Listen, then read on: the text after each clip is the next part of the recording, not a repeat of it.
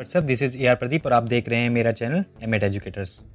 तो आज मैं आपको कराने जा रहा हूँ क्लास 7th का साइंस का फर्स्ट चैप्टर है ये, जिसका नाम है न्यूट्रिशन इन प्लांट। तो इस वीडियो में मैं आपको कराने जा रहा हूँ उसकी रीडिंग करनी सिखा रहा हूँ कि किस तरीके से रीडिंग करनी है उन बच्चों को जिनको रीडिंग करने में प्रॉब्लम होती है। तो शुरू करते हैं। In class 6th you learned that food is essential for all living organisms. You also learned that carbohydrates, proteins, fats, vitamins and minerals are components of food. These components of food are necessary for our body and are called nutrients. All living organisms require food. Plants can make their food themselves, but animals, including humans, cannot. They get it from plants or animals that eat plants. Thus, humans and animals are directly or indirectly dependent on plants. So, Bujo wants to know how plants prepare their own food. 1.1 Mode of nutrition in plants. Plants are the only organisms that can prepare food for themselves by using water, carbon dioxide, and minerals. The raw materials are present in the surrounding. The nutrients enable living organisms to build their bodies, to grow, to repair damaged part of their bodies, and provide the energy to carry out life processes. Nutrition is the mode of taking food by an organism and its utilization by the body. The mode of nutrition in which organisms make food themselves from simple substances is called autotrophic. Auto means self or tropes means nourishment, nutrition. Therefore, plants are called autotrophs. Animals and most other organisms take in ready-made food prepared by the plant. They are called heterotrophs. Heteros means other. Now, Paheli wants to know why our body cannot make food from carbon dioxide, water and minerals like plants do. Now, we may ask where the food factories of plant are located. Whether food is made in all parts of a plant or only certain parts. How do plants obtain the raw materials from the surrounding? How do they transport them to the food factories of the plants? 1.2 Photosynthesis, food making process in plants. Leaves are the food factories of plants. The synthesis of food in plants occur in leaves. Therefore, all the raw materials must reach there. Water and minerals present in the soil are absorbed by the roots and transported to the next. Now, cells. You have seen the buildings are made of bricks. Similarly, the bodies of living organisms are made of tiny unit cells called cells. Cells can be seen only under the microscope. Some organisms are made of only one cell. The cell is enclosed by a thin outer boundary called the cell membrane. Most cells have a distinct centrally located spherical structure called the nucleus. The nucleus is surrounded by a jelly-like substance called cytoplasm. Leaves carbon dioxide from air is taken in through the tiny pores present on the surface of the leaves. These pores are surrounded by guard cells. Such pores are called stomata. Figure 1.2c. Bujo wants to know how water and minerals absorbed by roots reach the leaves. Water and minerals are transported to the leaves by the vessels which run like pipes throughout the root. The stem, the branches and the leaves, they form a continuous path or passage for their nutrients to reach the leaf. You will learn about transport of materials in plant in chapter 11. Paheli wants to know what is so special about the leaves that they can synthesize food but only part of the plant cannot. The leaves have a green pigment called chlorophyll. It helps leaves to capture the energy of the sunlight.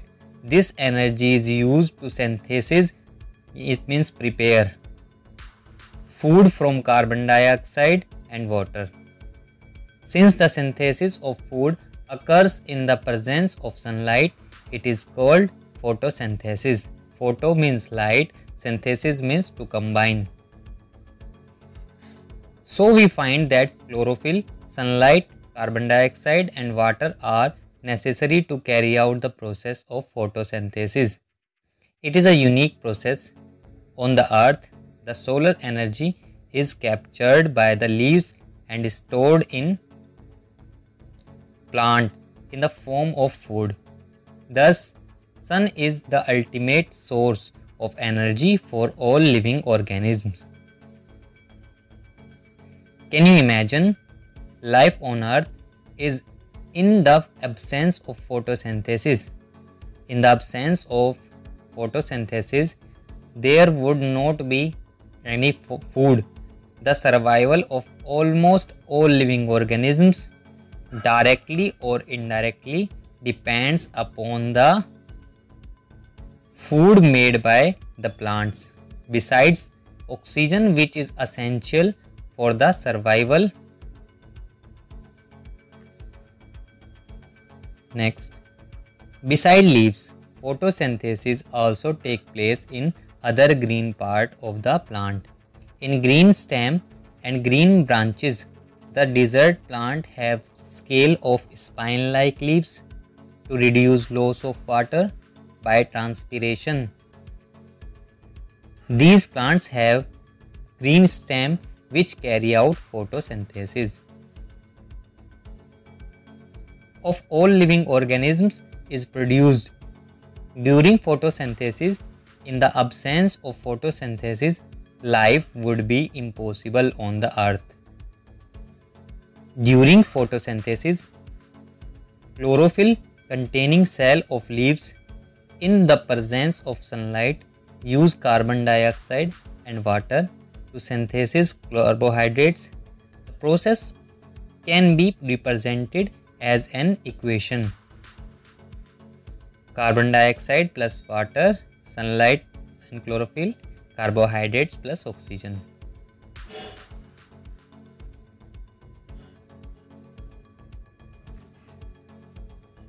During the process, oxygen is released. The carbohydrates ultimately get converted into starch. The presence of starch in leaves indicates the occurrence of photosynthesis. The starch is also a carbohydrate. Bujo has observed some plants with deep red, violet or brown leaves. He wants to know whether these leaves also carry out photosynthesis. Activity 1.1. Take two potted plants of the same kind. Keep one in the dark or in a black box for 72 hours and the other in sunlight. Perform iodine test with the leaves of both the plants as you did in class 6th. Record your results. Now leave the pot which was earlier kept in the dark in the sunlight for 3 to 4 days and perform the iodine test again on it. Its leaf. Record your observation in your notebook. The leaves other than green also have chlorophyll. The large amount of red, brown and other pigments mask the green color. Figure 1.4. Photosynthesis take place in these leaves also. You often see slimy green patches in ponds in the other stagnant water bodies. These are generally formed by the growth of organisms called algae. Can you guess why algae are green in the color? They contain chlorophyll which gives them the green color. Algae can also prepare their own food by photosynthesis. Synthesis of plant food other than carbohydrates. You have just learned that plants synthesize carbohydrates through the process of photosynthesis. The carbohydrates are made of carbon, hydrogen and oxygen. These are used to synthesize other components of food such as protein and fats. But proteins are nitrogenous substances which contain nitrogen. From where do the plant obtain nitrogen? Recall the nitrogen is present in the abundance in gaseous form in the air. However, plants cannot absorb nitrogen. In this form, soil has certain bacteria that convert gaseous nitrogen into a usable form and release it into the soil. These soluble forms are absorbed by the plants. Along with water, also you might have seen farmers adding fertilizers rich in nitrogen in the soil. In this way, the plants fulfill their requirement of nitrogen along with the other constituents. Plants can then synthesize components of food other than carbohydrates such as protein and fats. 1.3 Other mode of nutrition in plants. There are some plants which do not have chlorophyll. They cannot synthesize their food. How do they survive and from where do they derive nutrition? Like humans and animals, such plants depend on the food produced by other plants. They use the heterotrophic mode of nutrition. Look at figure 1.5. Do you see yellow tubular structures twining around the stem and the branches of a tree? This is a plant called Cascota amarbale. It does not have chlorophyll. It takes ready-made food from the plant. You can see the plant on which it is climbing. The plant on which it climbs is called host. Since it deprives the host of a valuable nutrients, it is called a parasite. Are we and the other animal also parasites on the plant?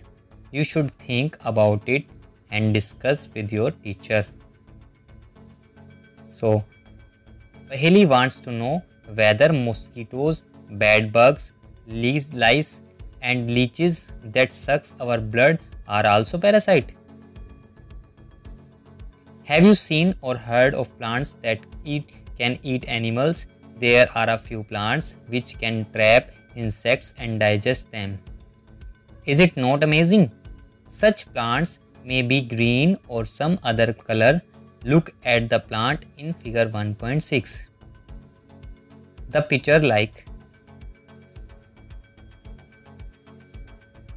structure is the modified part of the leaf. The apex of the leaf form a lid which can open and close the mouth of the pitcher.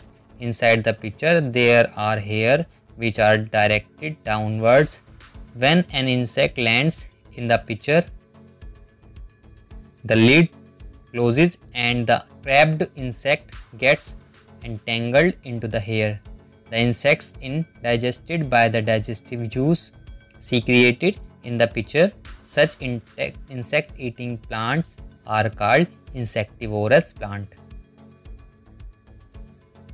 It is possible that such plants do not get all the required nutrients from the soil in which they grow. So, Bujo is confused. If the pitcher plant is green and it carry out photosynthesis, then why does it feeds on insects?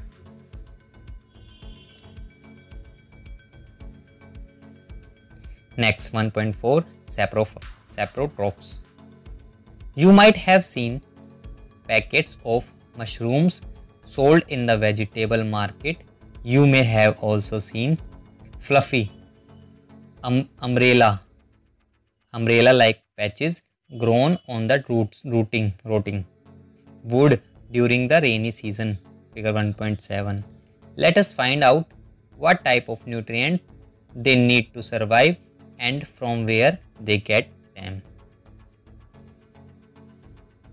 So, Bujo wants to know how these organisms acquire nutrients. They do not have mouths like animals do. They are not green plants as they lack chlorophyll and cannot make food by photosynthesis. Activity 1.2. Take a piece of bread and moisten it with water. Leave it in a moist warm place for 2 to 3 days or until fluffy patches appears on them. Figure 1.8. These patches may be white, green, brown or of any other colors. Observe the patches under a microscope or a magnifying glass.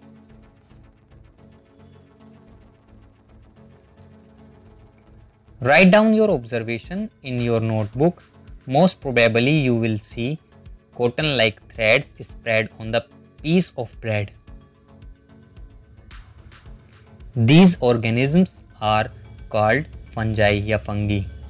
They have a different mode of nutrition. They secrete digestive juice on the dead and decaying matter and convert it into a solution. Then they absorb the nutrients from it. This mode of nutrition, in which organisms take in nutrients in solution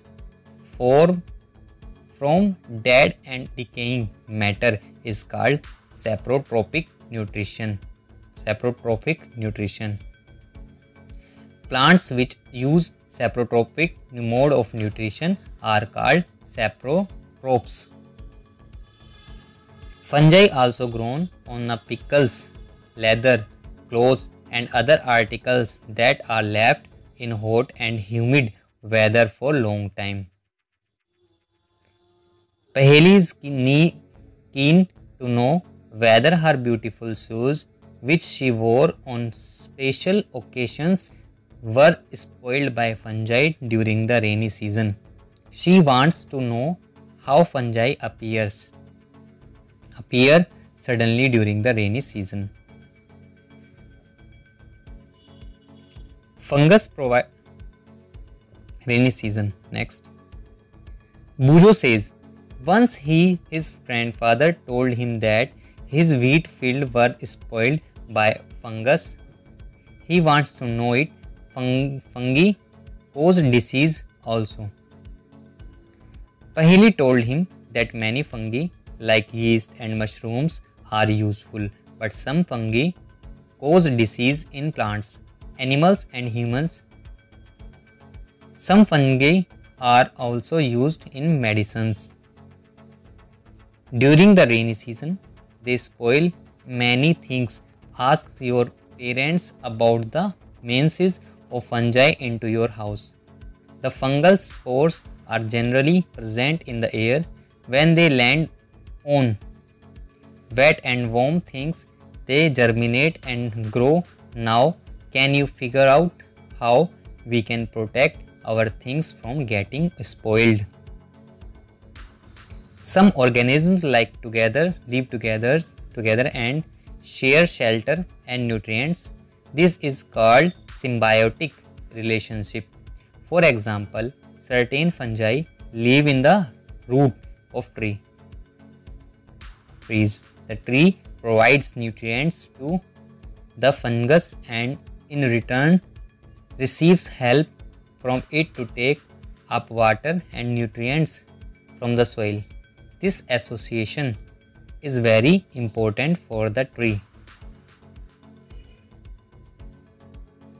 In organisms called lichens, a chlorophyll containing partner, which is an alga and a fungus, live together. The fungus provides shelter, water and minerals to the alga, and in return the alga provides food which it prepares by photosynthesis. 1.5 How nutrients are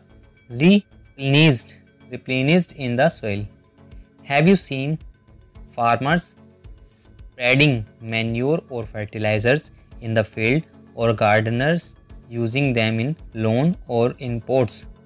Do you know why they are added to the soil?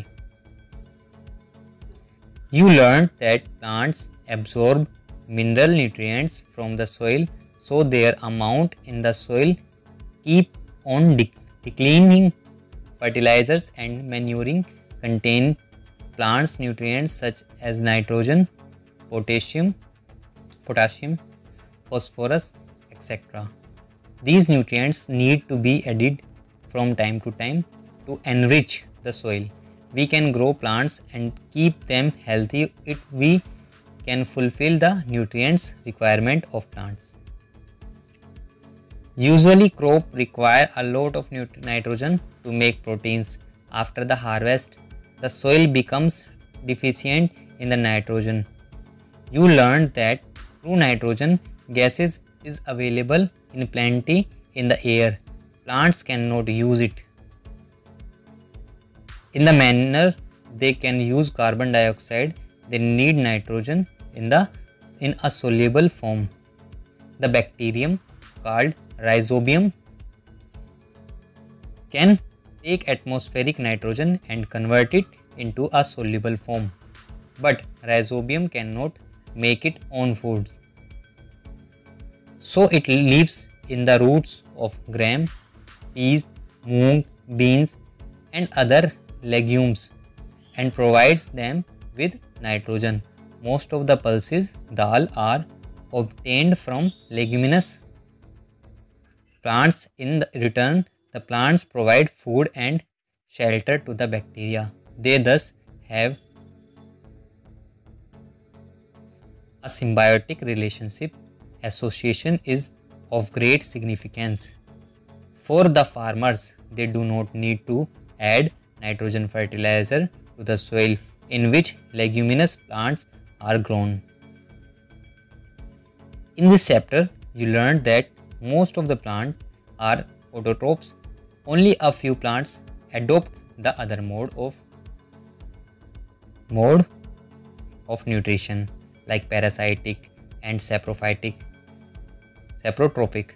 They derive nutrition from other organisms. All animals are characterized as heterotrophs since they depend on the plants and other animals for food. Can we say that the insectivorous plants are partial heterotrophs? So the chapter is closed, reading is complete. Now I am going to tell you the keywords here. So autotrophic, chlorophyll, heterotrophs, host, insectivorous, nutrient, nutrition, parasite, photosynthesis, saprotrophic, stomata. The chapter is complete. I hope आपको समझ में आया हो। अगर आपको कोई चीज़ अच्छी लगी तो ठीक है, नहीं लगी तो प्लीज़ कमेंट करें और वेट करें मेरी नेक्स्ट वीडियो को, वो जो जल्दी आने वाली है। तब तक के लिए बाय, धन्यवाद।